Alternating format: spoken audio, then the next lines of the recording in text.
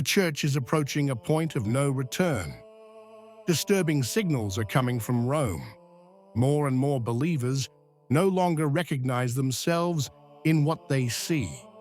And now, the case of the rebel monks, the sons of the Most Holy Redeemer, who, after the interfaith event, published a second letter challenging the Vatican and Pope Leo with the public support of Archbishop Vigano. Stay with us. We are heading towards something irreparable. Rome returns to the center of ecclesiastical and media debate with a new chapter in the long Jubilee season, featuring official events and gestures that continue to raise questions among the faithful.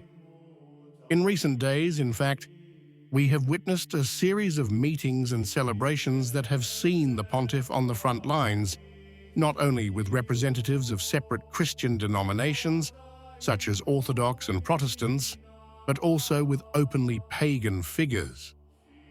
The culmination was a moment of shared prayer, described as a universal embrace, in which everyone raised supplications to their own God for a shared purpose, a gesture that the Catholic tradition has always looked upon with suspicion, since similar acts of religious syncretism were condemned in the early centuries as a form of apostasy. However, the scene went almost unnoticed in the official media, as if nothing problematic had happened. The word anathema, once used to preserve the purity of faith, today seems to have vanished from ecclesiastical language, replaced by a lexicon of dialogue and inclusion.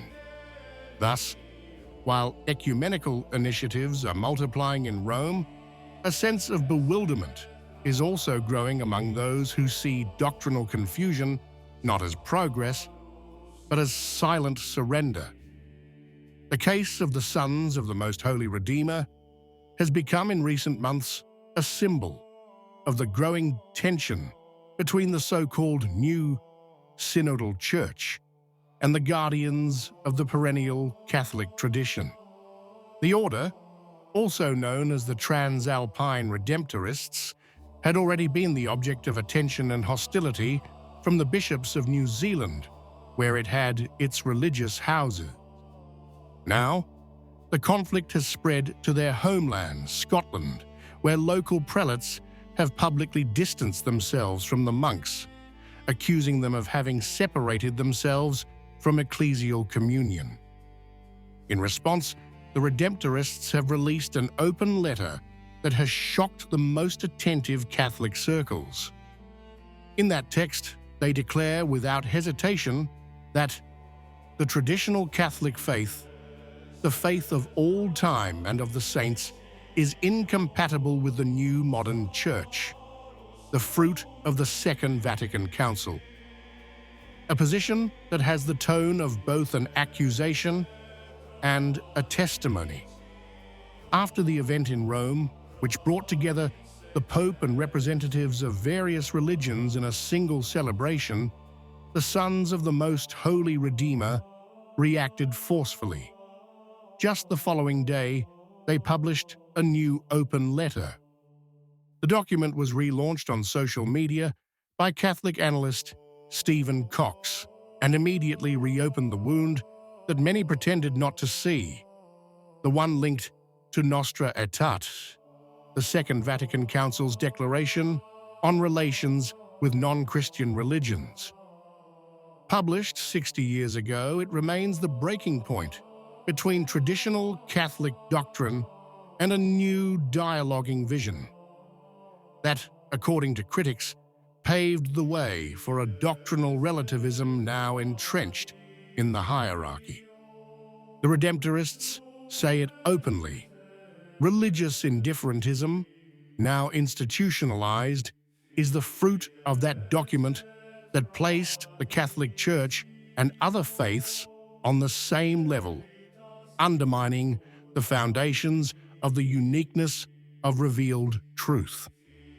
It's no coincidence, the monks note, that since Nostra Aetate, a pastoral approach has spread that no longer proclaims Christ as the only way of salvation, but rather speaks of a common search for truth. No denials have come from Rome, and its silence seems more eloquent than any reply. Indeed, the words spoken by Pope Leo XIV during his homily on October 26th on the occasion of the Jubilee of the Synodal groups have aroused a wave of astonishment and concern in many Catholic circles. The pontiff declared that being a synodal church means recognizing that truth is not possessed, but sought together, allowing ourselves to be guided by a restless heart in love with love, and added that no one possesses the whole truth. We must seek it humbly and together.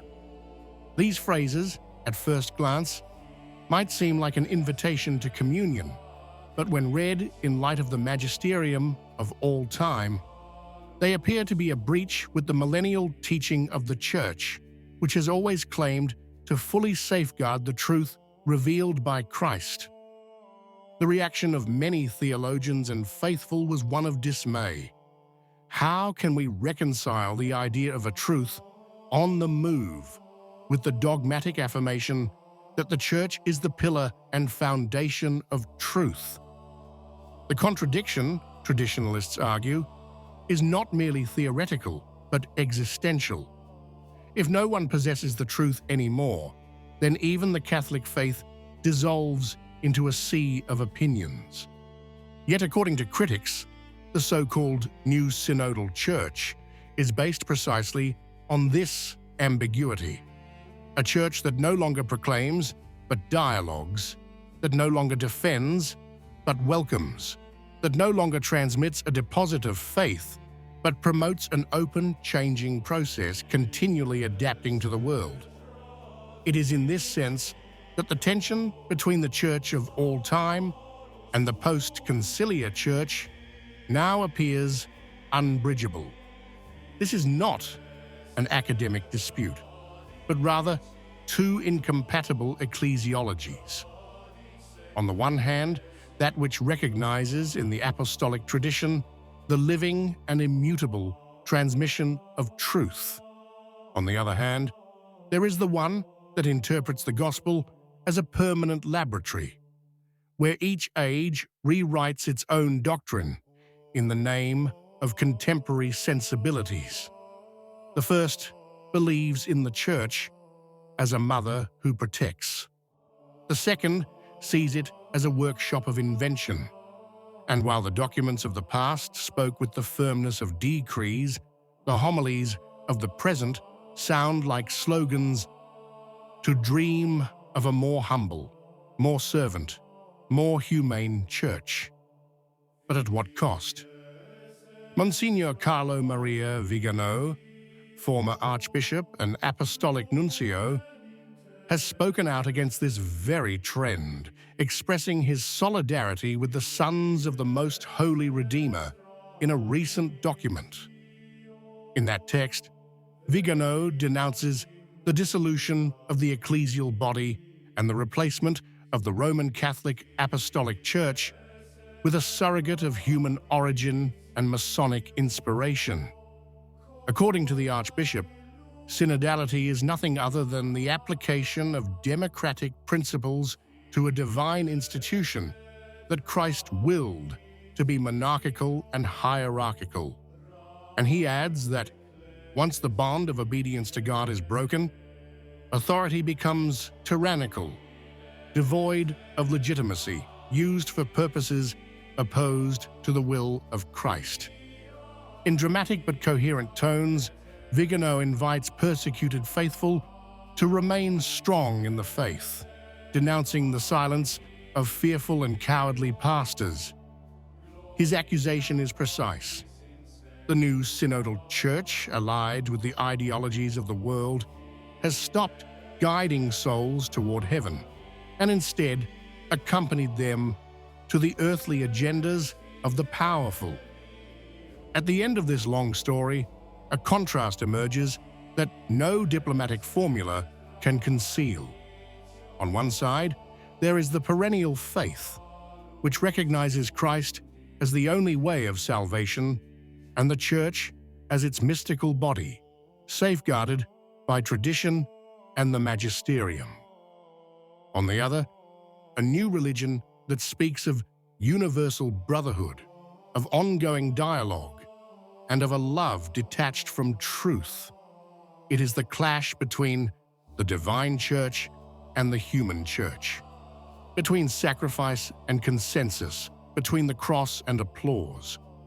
In this scenario, those who remain faithful to the same old doctrine are often marginalized or punished, while those who adapt to the winds of the world are exalted as prophets of a new humanism. But the truth, as St. Paul reminded us, does not change with the seasons. Have I perhaps become your enemy by telling you the truth? What do you think? If you liked the video, comment, Amen. God bless you.